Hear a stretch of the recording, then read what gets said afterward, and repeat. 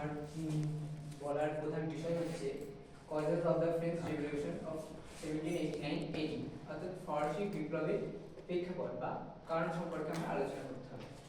আমি প্রথমত আমাদের ইতিহাস বিভাগকে অসংখ্য ধন্যবাদ জানাই যে ওনারা আমাকে এই সুযোগটা দিলেন যে বিষয়টিকে পড়ে যথাযথভাবে প্রস্তুত করার জন্য। আমি তাই জন্য ওনাকে সত্যি খুব ধন্যবাদ জানাচ্ছি। তো আমি প্রথমে একদম সরাসরি বিষয়ের মধ্যে প্রবেশ করছি।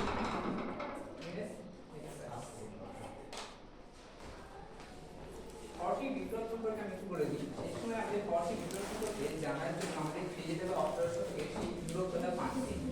সেই সময় ইউরোপে তথা ফ্রান্সে দুটো রাজবংশ শাসন করছে, তারা একটা স্বৈরাচারী শাসন ব্যবস্থা কায়েম করেছে। অর্থনীতি সেই সময় একদম কৃষিভিত্তিক ছিল এবং সমাজ বিভিন্ন শ্রেণী বৈষম্যে ভরা একটা অভিজাত কেন্দ্রিক ব্যবস্থা সেখানে গড়ে উঠেছিল।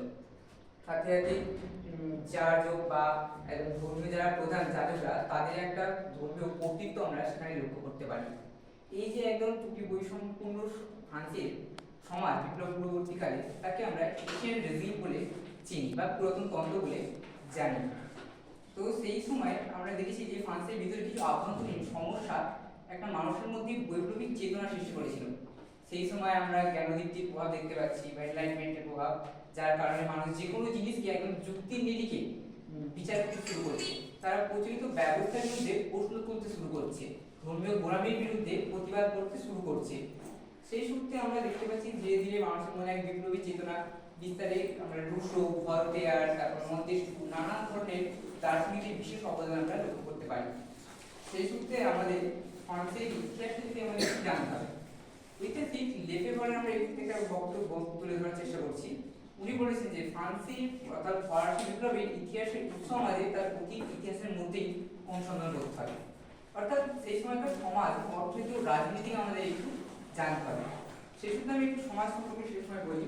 আমি এখানে ছবি দিয়েছি যেখানে সমাজকে ফ্রান্সের শ্রেণী বিভাজন, সেখানে সমাজকে ফ্রান্সের 3টি এস্টেটে বিভক্ত করা হচ্ছে। এস্টেট অর্থাৎ সম্প্রদায়, এখানে সম্প্রদায় অর্থে এস্টেট কথাটি ব্যবহার করা হচ্ছে।